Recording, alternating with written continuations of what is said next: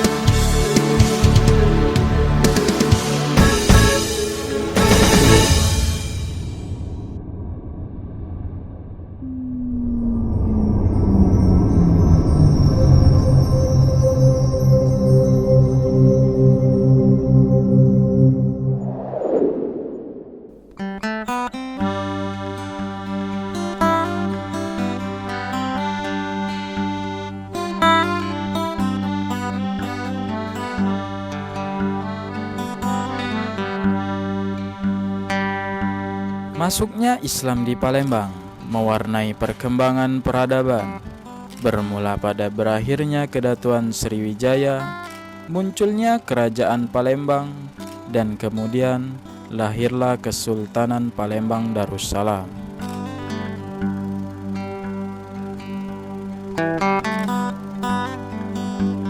Perkembangan agama Islam di Palembang. Pada awalnya Palembang adalah pusat Kerajaan Sriwijaya yang kita kenal sebagai pusatnya agama Buddha. Lalu kemudian ketika abad ke-14 di masa Aryo Damar, Palembang mulai menguat kehidupan beragama. Aryo Damar yang merupakan masih kerabat dari keluarga Kerajaan Majapahit. Ketika dia masuk Islam, itu namanya berganti menjadi Aryo Abdillah. Jadi dia berkuasa di Palembang ini. Ketika terjadi huru-hara di Kerajaan Mataram, itu ada beberapa bangsawan dari Pajang eksodus ke Palembang. Eksodus mereka itu bersama dengan, berdasarkan catatan dari arkeologi, dari artikel-artikel yang ada, itu bersama dengan ulama-ulama yang memang dari keturunan Hadramut. Jadi kehadiran mereka itu dibuktikan dengan catatan atau inskripsi yang ada di makam Sabo Kingking.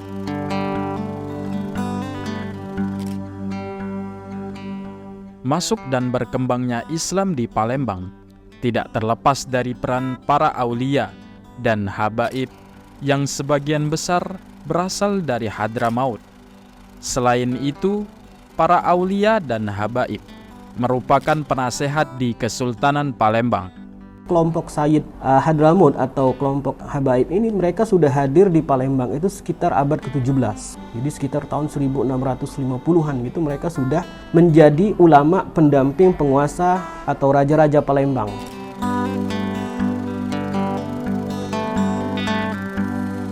Pada era Kesultanan Palembang seperti diketahui itu yang Sultan Abdurrahman atau Ki Mas Hindi, imam kuburnya sendiri adalah Sayyid Mustafa Asgab.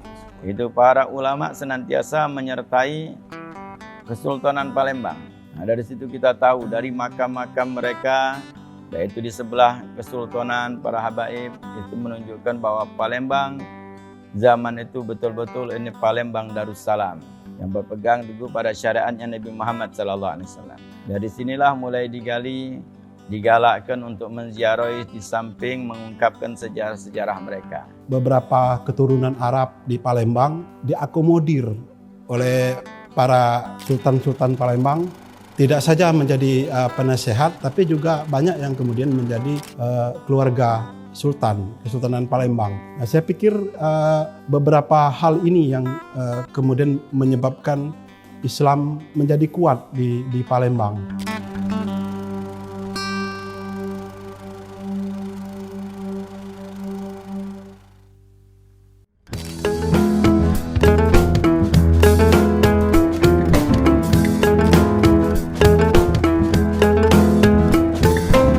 Pada era kolonial malah kalau mau ziarah itu memakai perahu. karena belum ada transportasi yang cukup baik untuk menuju ke arah lokasi ziarahnya, itu di daerah Kawa Tengkurep dan Gubah Kambang Koci. Awalnya itu namanya Petak Lamabang. Kambang Koci itu kenapa disebut Kambang Koci? Karena dulu di tempat itu tempat memandikan sekoci. Yang ada di makam Kambang Koci itu makam tua semua di situ. Bahkan sebagian daripada habaib yang ada di Pulau Jawa itu njitnya atau datuknya dimakamkan di Kambang Koci.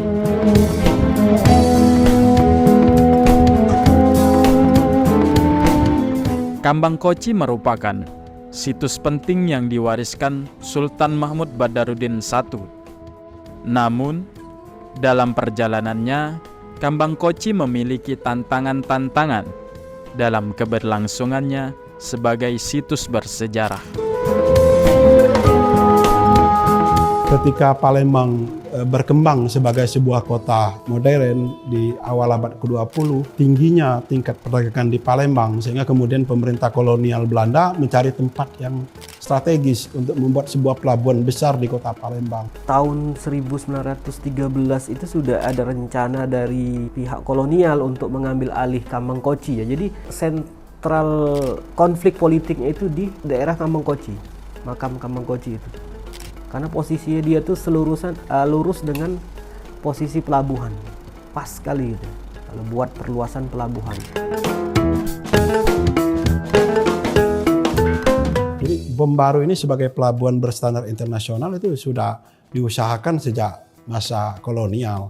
Lalu kemudian ketika pada masa Jepang juga ada usaha untuk membuat pelabuhan ini sebagai pangkalan perang. Hampir semua ketika bersentuhan dengan hal yang bersifat berstandar internasional ini, yang paling dituju untuk dipindahkan adalah makam Kambang Koci ini gitu. Karena makam Kambang Koci ini dianggap mengganggu pelabuhan Bom Baru ini sebagai sebuah pelabuhan berstandar internasional.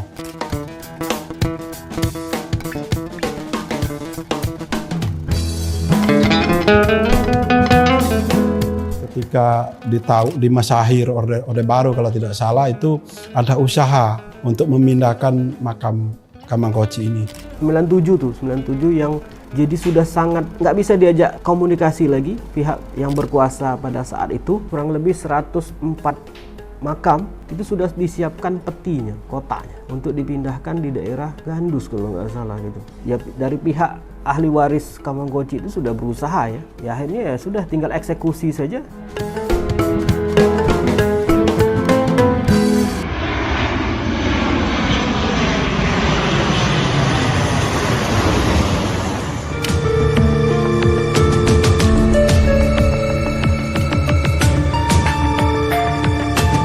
Muncul sebuah peristiwa besar di Indonesia pada waktu itu, yaitu jatuhnya pesawat Seal Air di daerah Sungsang.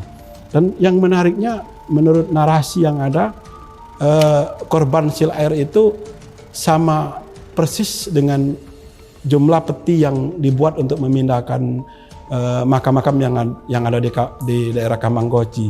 Dan jumlah korbannya itu pas untuk memasukkan 104 peti kotak tadi. Jadi masalahnya selesai dengan sendirinya gitu. Iya, itu susah dicerna dengan ya akhirnya orang tidak mau mengotak-atik lagi gitu. Sudah selesai dengan sendirinya. Itu pesawat tujuan Jakarta Singapura, Silk Air. Habis itu tidak ada lagi pesawat Silk Air setelah kejadian itu, dan jumlah kotak yang disiapkan itu ya akhirnya dimasukkan korban yang Silk Air itu.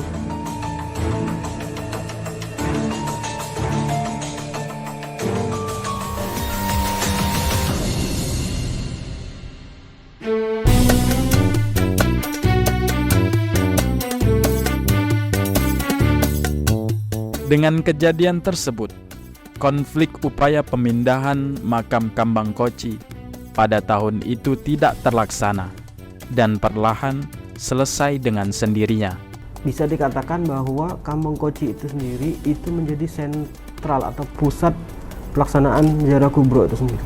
Ziarah kubro sebelumnya dikenal dengan ziarah penutup, yang pada perkembangannya menjadi ziarah kubro atau ziarah besar. Ziarah kubro pertama kali dilaksanakan pada tahun 2003.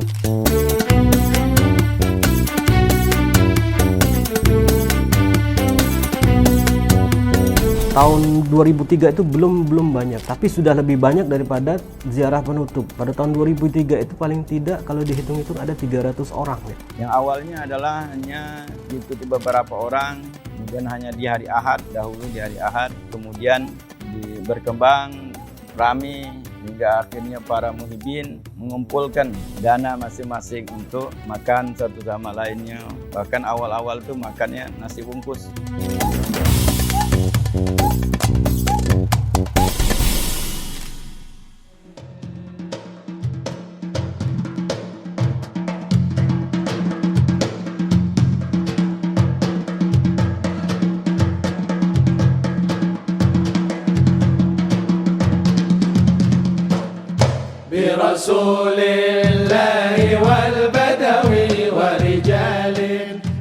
Seiring berjalannya waktu, tradisi ziarah kubro mulai berkembang. Yang mulanya hanya dilaksanakan sehari, berangsur menjadi 2 hari, dan kini menjadi 3 hari.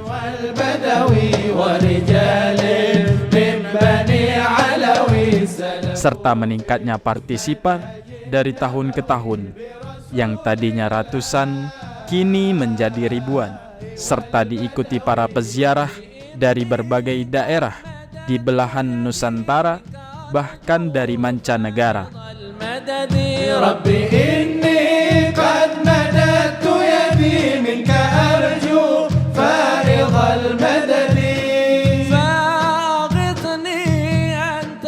Akhirnya dilaksanakanlah prosesi ziarah kubro. Jadi 2003 itu 1 hari, hanya dari hall terus ziarah ke Gubah Pangeran Syarif Ali yang di dekat rumah sakit pelabuhan tadi, ke Gubah Kawatengkurep, dari Kawatengkurep baru ke Kambang Koci, itu membaca Yasin, tahlil, terus ada tausiah gitu. Tahun 2003 itu 1 hari, 2008 itu jadi 2 hari.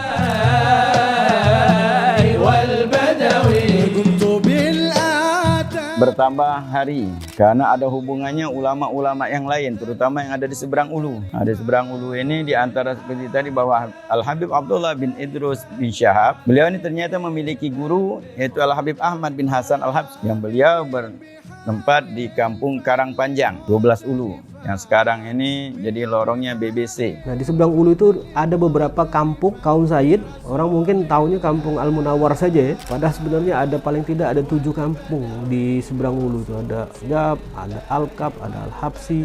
Itu sesuai nama klannya.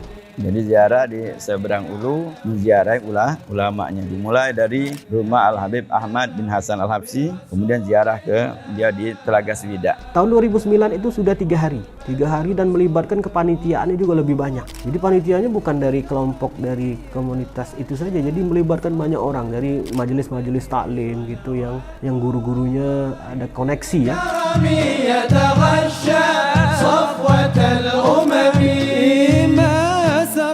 2009, 2010, 11, 12 itu semakin berkembang. Awal itu memang belum ada dukungan dari pemerintah, tapi tahun 2011 sudah ada dukungan, mulai ada dukungan dari pemerintah secara baik. Makanya pemerintah kota maupun juga pemerintah provinsi sumbangannya luar biasa. Tapi tetap kita komitmen dari awal bahwa kita melibatkan para muhibbin yang menyumbangkan hartanya dari awal. Jadi makanan-makanan itu dari para muhibbin.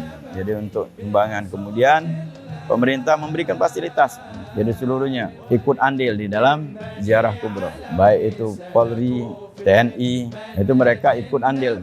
PT Pelindo itu juga mensupport gitu. Luar biasa sekarang ini. Alhamdulillah, ini berkat tidak lain adalah para aulia, para solihin.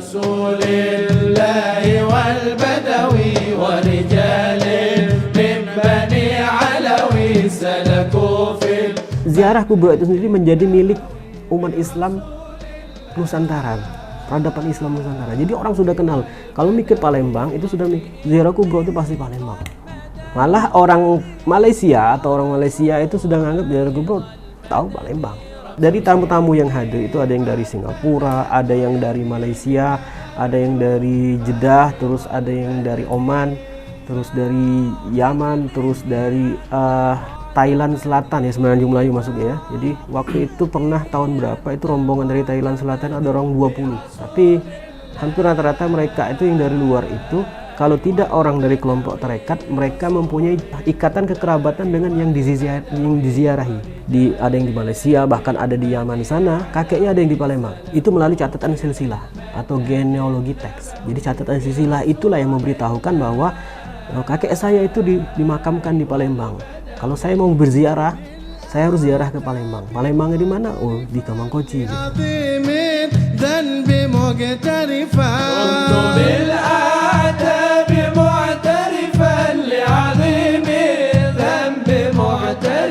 Kalau rindu di masa hidup ya harus datang ke rumah yang kita rindukan. Kemudian kalau rindu terhadap orang yang sudah meninggal ya kita harus ke pusaranya. Menurut saya sebuah simbol yang sebenarnya luar biasa kehidupan keagamaan di Palembang, bahwa selain ziarah kubro itu juga dilakukan oleh komunitas Arab, juga didukung oleh kaum muslim yang ada di kota Palembang, sehingga semakin tahun kalau menurut pengamatan saya ya ziarah kubro ini juga semakin besar. Kalau kita melihat dari secara kuantitas peziarah yang hadir itu, kita bisa mengkalkulasi atau mengidentifikasi paling tidak yang hadir pada saat hari puncak, itu yang hari ketiga ya. Yang hari ketiga itu paling tidak hadir sekitar 10-12 ribu orang. Cara paling sederhananya itu dari sajian makanan yang kita berikan kepada tamu-tamu itu semuanya gratis ya, tidak bayar. Itu semua pendanaan itu dari orang-orang Palembang. Kita harus bangga bahwa orang Palembang punya acara, dan itu juga bukan acara atau kegiatan yang hanya dimiliki oleh kelompok kaum Sayyid. Ini menjadi kegiatan keagamaan yang dimiliki oleh umat Islam di Indonesia, dan dia sudah menjadi agenda wisata nasional. Ziarah kubro ini menjadi agenda wisata tahunan yang diharapkan juga bisa mendongkrak potensi ekonomi dari atraksi wisata yang dari ziarah kubro tersebut. Ekonomi ya harusnya bisa, tradisi ziarah ini seperti kalau di Jawa itu berkelanjutan. Orang mati bisa menghidupi orang hidup. Itu transaksi ekonominya berjalan sekali. Ziarah perlu makan, perlu tempat tinggal.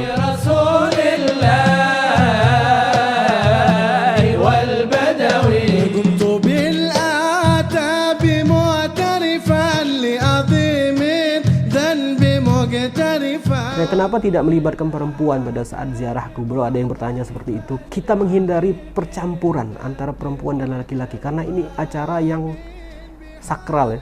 Pihak panitia gitu loh, tidak menginginkan terjadi sesuatu yang malah mendapat murkanya Allah gitu, bukannya mendapatkan ridho gitu. Memang ada keinginan mereka kadang-kadang ziarah itu.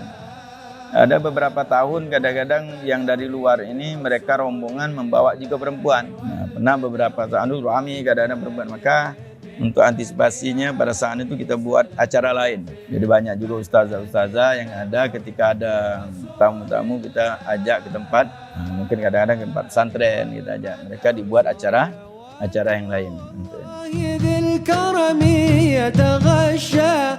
Tentunya sangat menyenangkan mengetahui tentang tradisi ziarah kubro.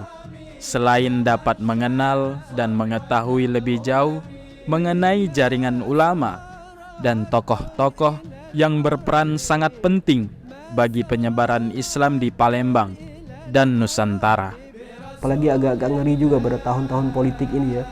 Pasti banyak-banyak pihak yang berkepentingan gitu, melibatkan massa yang besar. Kita juga pernah waktu ziarah kubro itu bertepatan mau pemilu, itu banyak yang menyebarkan pamflet sama yang hadir ziarah. Oh, itu susah mengaturnya, itu susah sekali. Pesan untuk terutama ziarah kubro untuk masyarakat Palembang, jangan sampai orang luar Palembang lebih kenal daripada masyarakat Palembang tentang ziarah kubro. Karena kita kadang-kadang sudah banyak orang lain lebih kenal daripada orang dalam. Orang lebih kenal Syekh Abdul Somad Palembani, tapi orang Palembang sini tidak kenal dengan Syekh Abdul Somad Palembani. Jangan sampai terjadi bahwa ziarah kubro orang lain kenal sampai ke luar negeri, tapi orang Palembang sendiri tidak tahu apa itu ziarah kubro, kapan ziarah kubro. Itu tidak-tidaknya mereka kenal, mengetahui. Karena biar manfaatnya itu untuk orang dalam dulu, baru yang luar. Biar masyarakat Palembang mengambil manfaat dari ziarah kubro.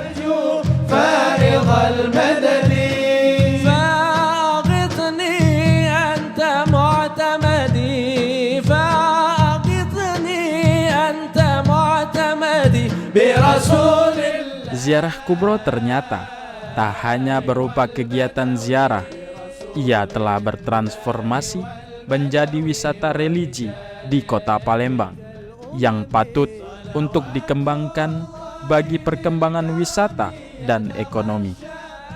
Mari kita ikuti pelaksanaan ziarah kubro di kota Palembang yang dilaksanakan setiap tahun sebelum bulan suci Ramadan.